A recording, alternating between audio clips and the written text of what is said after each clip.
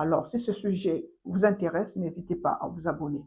Alors, aujourd'hui, nous voulons parler un peu de la puissance de l'éducation financière parce que sans éducation financière, vous ne pouvez pas entreprendre, vous ne pouvez pas investir, vous ne pouvez pas faire du business. Alors, la gestion financière, la discipline financière, c'est la clé de la réussite dans l'entrepreneuriat, le business et l'investissement. C'est elle qui fait également la différence entre ceux qui survivent et d'autres qui bâtissent un véritable empire financier. Savez-vous aujourd'hui pourquoi 90% des gens travaillent dur toute leur vie, mais restent toujours en difficulté financière? Est-ce que vous le savez?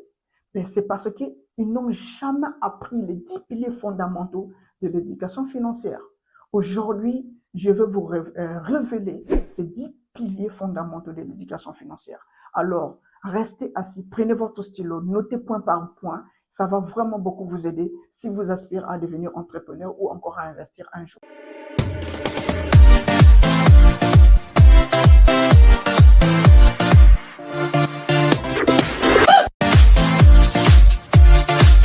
Bienvenue sur Investir en Afrique.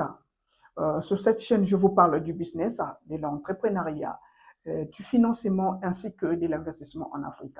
Alors, sans éducation financière, vous êtes d'accord avec moi, beaucoup de personnes gaspillent ce qu'ils gagnent, également épargnent mal, et investissent également aussi mal avec des investissements hasardeux. Sachez que l'argent suit toujours la connaissance. Si vous n'avez pas la connaissance de l'argent, il est impossible de parvenir à quoi que ce soit. Raison pour laquelle aujourd'hui, sans éducation financière, vous allez gaspiller de l'argent. Vous n'allez pas savoir comment investir, comment également s'y entreprendre. Là pourquoi l'argent, il est important de maîtriser les bases de la gestion financière. Donc la richesse n'est pas seulement avoir un revenu très élevé. Un bon salaire, c'est bien beau. Mais aujourd'hui, la richesse, c'est la capacité de multiplier ce que vous gagnez. Avoir un bon salaire, c'est bien, mais si vous savez comment également aussi faire travailler votre argent que vous gagnez, alors ça serait encore plus mieux. Parce que beaucoup de gens aujourd'hui croient que devenir riche, il faut seulement avoir un bon salaire. Mais la vérité, ce n'est pas ce que vous gagnez, ce qui compte, mais ce que vous faites de ce que vous gagnez, c'est ce qui compte. Parce qu'aujourd'hui, sans éducation financière, si vous n'avez pas la discipline financière, il est impossible pour vous d'avoir les bases solides pour construire un empire financier, même avec votre bon salaire. Prenez l'exemple de deux personnes ou encore deux salariés. Un gagne 500 000, l'autre gagne 100 000. C'est celui qui gagne 100 000 a une bonne éducation financière, a une bonne discipline financière, et l'autre, celui qui gagne 500 000 n'a pas d'éducation financière. Vous allez voir, au bout d'un certain temps, vous allez constater que celui qui gagne 500 000 va tout dépenser en un rien de temps, alors que celui qui a l'éducation financière, qui sait comment entreprendre, qui sait comment gérer, comment épargner, lui, celui-là va faire des merveilles, va réaliser des grandes choses dans la vie. C'est simple. Donc, sans éducation financière, vous gaspillez beaucoup d'argent, mais avec l'éducation financière, vous allez donc construire, vous allez donc mettre en place des stratégies, des plans, des objectifs afin de réaliser ce que vous voulez avoir dans la vie. Donc, la richesse n'est pas seulement avoir un revenu élevé, n'est pas seulement avoir de belles maisons, mais la richesse, c'est la capacité à développer, à gérer et à multiplier ce que vous gagnez comme argent. Donc, la richesse, ce n'est pas posséder de belles voitures, ce n'est pas de posséder de grandes maisons, bien que cela c'est bien, mais la richesse, c'est la capacité de faire travailler ce que vous gagnez.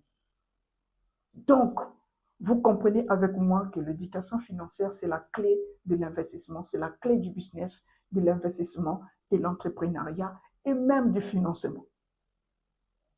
Parce qu'aujourd'hui, parlons du financement. Vous ne pouvez pas financer votre projet si vous n'avez pas la maîtrise des chiffres. Parce que convaincre une banque, convaincre un partenaire, convaincre les investisseurs, vous devez avoir la maîtrise des chiffres pour les convaincre afin de montrer que votre projet, c'est le meilleur projet qui puisse exister et ils doivent investir dans votre projet. Alors, quels sont les 10 piliers fondamentaux de l'éducation financière? Les premiers points, c'est la gestion de revenus. C'est-à-dire comprendre d'où provient votre argent, du business, le salaire, l'investissement et savoir diversifier votre source de revenus. Si aujourd'hui vous ne comptez que sur votre salaire, ben, je suis désolé pour vous, vous allez travailler toute votre vie et à la fin, vous finirez par être pauvre parce que vous n'avez pas su comment diversifier les sources de revenus.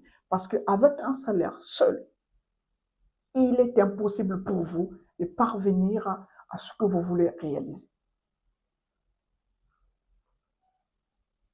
Alors, la gestion des revenus. Vous devez comprendre comment gérer vos revenus. Que ce soit votre salaire, que ce soit votre business, que ce soit un investissement. Vous devez diversifier les sources de revenus. Comptez que sur votre salaire, c'est très dangereux parce que vous allez travailler très dur toute votre vie. Et la finalité, c'est le chaos ou encore la catastrophe. Parce que vous allez vous retrouver en fin de compte ruiné. Vous allez travailler toute votre vie très dur, mais la finalité, vous finirez pauvre. Alors, si vous savez comment diversifier vos sources de revenus, vous pouvez préparer votre propre retraite. Un seul salaire, c'est très dangereux. Les riches multiplient les sources de revenus. Aujourd'hui, prenons le cas des hommes riches actuellement en Afrique. Vous allez voir, malgré il est milliardaire, il continue à investir, il continue à multiplier, diversifier les sources de revenus. Prenons l'exemple de Dangote. Vous allez voir actuellement, il a construit une grande raffinerie au Nigeria, malgré toutes les entreprises, des ciments, des véhicules, la fabrication d'automobiles, toutes les entreprises qu'il a déjà en possession, il continue à investir, à multiplier les sources de revenus. Donc, c'est simple. Aujourd'hui, avec votre salaire, il est impossible pour vous de parvenir à vos fins. Alors, deuxième point de ces 10 piliers fondamentaux de l'éducation financière, c'est le budget et la discipline financière. Alors, aujourd'hui, tu dois dire à ton argent où aller, sinon il disparaîtra. C'est simple. C'est-à-dire, quand vous n'avez pas une bonne discipline financière, vous allez dépenser au-delà de vos moyens, vous allez dépenser au-delà de ce que vous gagnez, et la finalité, vous allez donc revenir à zéro pour attendre encore le prochain mois, chercher à gagner quelque chose et recommencer encore le cycle. Parce qu'aujourd'hui, la discipline financière, c'est la clé de la réussite. Raison pour laquelle je prends souvent la méthode 50-30-20. Et cette méthode-là, c'est la règle d'or. Vous avez donc votre salaire, vous avez donc votre source de revenus qui est votre salaire, peu importe ce que vous gagnez. Mais sur votre salaire, si vous prenez 50% pour vos besoins, 30% pour vos envies, et vous prenez juste le 20% pour une épargne ou encore un investissement, je vous assure, cette règle vous fera tellement du bien. Vous allez vraiment progresser et vous allez vraiment réaliser vos rêves ou encore vos objectifs. Vous allez atteindre vos objectifs. Donc, sur la discipline financière, je vous encourage d'appliquer cette règle. La règle 50-30-20. 50% de vos besoins, vous prenez sur votre salaire, c'est-à-dire vous avez donc des charges, vous avez donc des charges fixes, vous avez également aussi 20%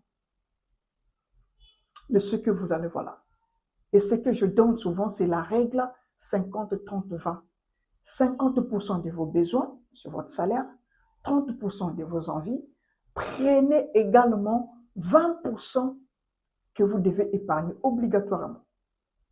Premièrement, vous devez épargner avant de commencer à dépenser. Mais dans ces 100%, prenez 50% pour vos besoins, 30% pour vos envies. Prenez le 20%, vous mettez à côté pour votre investissement ou votre épargne.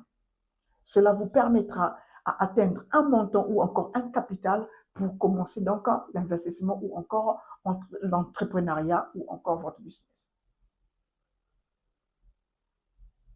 Alors, le troisième point ou le troisième pilier, c'est quoi? C'est l'épargne stratégique. Alors, on n'épargne pas n'importe comment. On épargne avec des idées. On épargne avec des objectifs. Aujourd'hui, ce que je vous conseille de faire, c'est de construire un fonds d'urgence. C'est-à-dire, vous allez donc épargner pour le but de faire un fonds d'urgence. C'est-à-dire, le fonds d'urgence, c'est quoi? C'est-à-dire, vous allez donc prendre un délai. Soit vous pouvez prendre un délai de 3 à 6 mois où vous allez donc épargner pour donc réaliser vos rêves ou encore pour réaliser un projet ou encore investir. Donc, vous pouvez épargner, par exemple, 10 000 chaque fin du mois pendant 3 ou 6 mois et vous allez voir ce que ça va vous donner. N'épargnez pas à la maison. Créez un compte bloqué. Créez un compte bloqué, peut-être pour 6 mois, pour une année, pour 12 mois, pour 13 mois ou encore pour 2 ans. Peu importe la durée, mais choisissez au moins un fonds d'urgence que vous allez mettre en place et ces fonds-là vous permettra à investir. Et deuxièmement, vous devez également aussi épargner régulièrement. C'est-à-dire, l'épargne régulière vous permettra d'avoir toujours un fonds de départ. Donc, si vous voulez, vous avez une idée de construire un petit business à côté de votre travail, si vous travaillez, ça vous permettra également de construire votre business sans problème parce que vous épargnez. Donc, vous construisez un fonds d'urgence sur une durée bien déterminée, soit pour une année, soit pour 12 mois, soit pour ainsi de suite. Le quatrième pilier, et donc le quatrième pilier, c'est quoi? C'était l'investissement intelligent. C'est-à-dire, vous devez faire une différence entre les actifs et les passifs. C'est-à-dire, aujourd'hui, si vous voulez investir, dans quoi voulez-vous investir? Est-ce que dans les actifs, l'achat des actions, l'achat peut-être d'une voiture en location que vous allez mettre plus tard en location, pour vous, une source de dépenses parce que vous devez entretenir cette voiture. Vous devez acheter le carburant. Alors, les mêmes 10 millions, si vous les prenez, vous le mettez dans un business, vous les investissez quelque part, vous allez avoir donc un retour sur l'investissement. Donc, les 10 millions que vous investissez, ça devient donc un actif qui vous rapporte quelque chose en retour, mais la voiture que vous achetez pour se déplacer avec devient un passif. Parce que cela sera pour vous encore une source de dépenses. Vous allez entretenir. Vous allez acheter le carburant pour cette voiture. Et troisième point que je voulais vraiment vous insister ici, comprendre les bases de la bourse, de l'immobilier, des actifs numériques et comprendre également sur le principe du rendement composé. C'est quoi le rendement composé? C'est que c'est votre argent qui travaille pour vous. Même au moment où vous dormez, l'argent travaille pour vous. C'est ça le principe du rendement composé, c'est-à-dire votre argent travaille pour vous. Exemple, je vous prends un exemple. L'argent doit travailler pendant que tu dors. Par exemple, vous prenez 100 euros, vous investissez ou encore vous investissez en bourse pendant 20 ans. Cela va vous générer plusieurs dizaines de milliers d'euros. Grâce à quoi? Aux intérêts composés. Alors, le cinquième pilier, c'est quoi? C'est la gestion de la dette. Toutes les dettes ne sont pas mauvaises. Parce qu'il y a des gens qui confondent entre une bonne dette et une mauvaise dette. Je vais vous donner là un exemple. Aujourd'hui, si vous partez en banque pour prendre un crédit de consommation, surtout en Afrique, ce crédit va vous appauvrir parce que c'est pour consommer. Vous n'allez pas investir, vous allez pour consommer. Mais si vous prenez par exemple un crédit pour investir dans un projet, ce projet va vous rapporter des revenus plus tard. Donc, toutes les dettes ne sont pas mauvaises. Il y a des bonnes dettes, mais également aussi des mauvaises dettes. D'ailleurs, les hommes les plus fortunés, les plus riches du monde, utilisent cette stratégie pour parvenir à leur fin. Ils utilisent le principe de quoi? D'emprunt bancaire. Ils vont emprunter dans les banques pour ensuite prendre cet argent et également aussi les multiplier. Investir cet argent dans l'immobilier, peu importe le secteur, pour devenir encore plus riche. Alors, ce que nous faisons généralement, vous allez prendre un crédit de consommation, c'est-à-dire c'est un crédit pour consommer. Et là, vous allez vous retrouver à payer donc des intérêts de la banque, ça va vous appauvrir. Donc, la gestion de la dette aussi est très importante dans l'éducation financière. Et le sixième pilier, c'est quoi? C'est la compréhension claire et nette des actifs et des passifs. Un actif, vous mettez de l'argent quelque part dans un business et ça vous rapporte quelque chose. La compréhension des actifs et des passifs. Un passif sort de l'argent de ta poche. Le passif va vous sortir de l'argent dans votre poche. Alors, un actif vous mettra de l'argent dans votre poche. Ce que vous investissez, comme je vous ai expliqué, c'est la compréhension des actifs et des passifs. Le 7e pilier, c'est la protection du patrimoine. Alors là, c'est pour des gens qui ont déjà réussi, peut-être qui ont vraiment des fortunes et qui pensent vraiment protéger leur patrimoine ou encore leurs biens. Et là, pour ne pas tout perdre à la fin. Et là, il y a plusieurs systèmes judiciaires qui vous permettra également aussi, il y a plusieurs systèmes judiciaires en place pour protéger votre patrimoine. Et le 8e, c'est la fiscalité et la conformité. Et là aussi, ça concerne pour ceux qui ont des business plus évolués. La fiscalité vous permettra d'être en ordre avec les normes, les règles du pays, comprendre comment les impôts fonctionnent, optimiser légalement sa fiscalité, de ne pas fuir, mais jouer avec les règles de l'État. Et c'est aussi l'un des piliers aujourd'hui que les gens ne maîtrisent pas malgré leur fortune. Le 9e pilier, c'est quoi? C'est l'état d'esprit financier, le mindset. Vous devez être patient, discipliné, avoir une vision à long terme, comprendre la psychologie de l'argent, de ne pas courir trop vite, de ne pas être stupide, de ne pas avoir la peur d'investir. La richesse est d'abord une question de discipline mentale. Alors, la richesse, c'est d'abord une question de discipline mentale. C'est-à-dire, si vous avez une discipline mentale, ça vous permettra d'être discipliné financièrement, d'être patient, d'avoir une vision, d'avoir des projets à long terme et de ne pas courir après l'argent. L'argent va travailler pour vous parce que vous avez des idées, vous avez des ambitions, l'argent viendra. Le 10e et le dernier pilier, c'est quoi? C'est la transmission et l'éducation continue. Vous devez apprendre à transmettre les connaissances financières que vous avez, les connaissances que vous avez accumulées, votre expérience à vos enfants, à votre famille, etc. Si vous voulez un jour léguer votre patrimoine à vos enfants, à votre femme et à votre famille. Et ensuite, vous devez vous former continuellement. Car, mes amis, sachez que les règles du jeu financier changent à tout le temps. Vous devez vous former, vous devez vous documenter, vous devez lire, vous devez acheter des livres et lire parce que les règles du jeu financier changent tout le temps. N'oubliez pas, les finances n'est qu'un jeu. Et ensuite, vous devez apprendre, appliquer et transmettre ces connaissances. C'est comme ça que tu bâtiras un empire financier inébranlable. N'hésitez pas à vous abonner, d'activer la cloche, de commenter, de partager avec vos amis.